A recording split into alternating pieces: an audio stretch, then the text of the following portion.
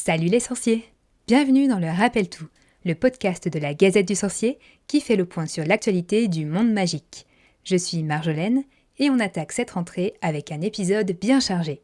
Sortez vos parchemins, plumes et agenda tout neufs, c'est parti! On attaque avec une livraison de nouvelles concernant le très attendu Hogwarts Legacy. La date de sortie du jeu sur PC, PS4, PS5, Xbox Series et Xbox One a été annoncée pour le 10 février 2023. La date de sortie sur Nintendo Switch n'a pas encore été révélée. Les précommandes sont d'ores et déjà ouvertes pour la version standard, mais aussi les versions Deluxe et Collector. Rendez-vous sur les articles de la Gazette pour connaître tous les détails du contenu de ces éditions spéciales.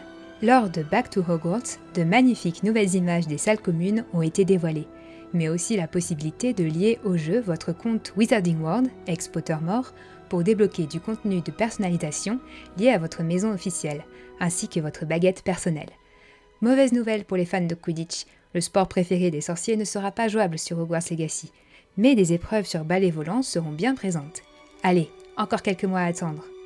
Back to Hogwarts, qui s'est déroulé en ligne le 1er septembre pour fêter le retour à Poudlard, nous a offert cette année beaucoup d'annonces, notamment concernant les expériences et événements à travers le monde.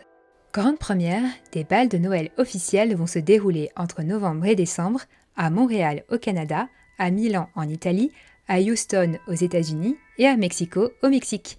Il s'agira d'une expérience de 2h à 2h30, comprenant notamment un spectacle interactif, une piste de danse, des boissons et friandises thématisées, un marché de Noël magique et des stands photos.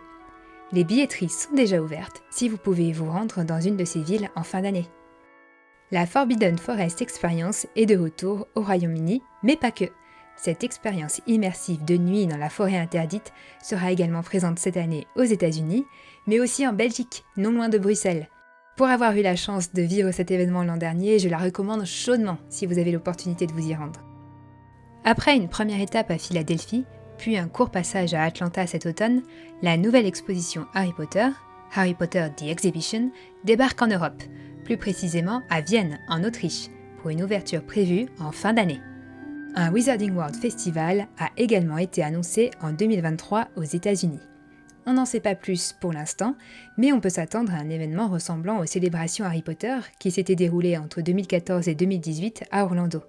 Je ne sais pas vous, mais j'ai très hâte de voir le retour d'une grande convention officielle pour le monde magique.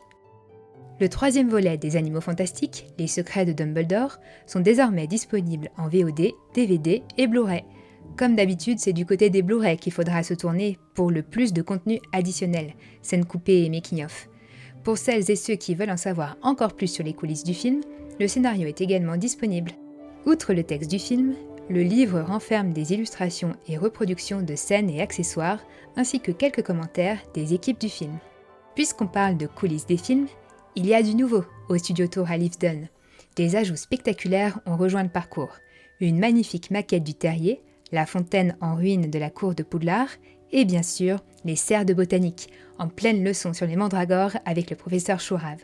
Si on ajoute à ça l'extension de la maison des Dursley, les studios Tours sont de plus en plus riches et immersifs pour notre plus grand plaisir. Lego n'en finit plus de nous émerveiller et de nous ruiner avec de nombreux nouveaux sets. Mais le plus impressionnant de tous est sans conteste le Poudlard Express Collector. 5129 pièces, 120 cm de long, une vingtaine de figurines, 3 compartiments éclairés représentant 3 scènes des films et de quoi recréer l'épilogue sur le quai 9¾ Cette merveille a un prix, 499,99 €.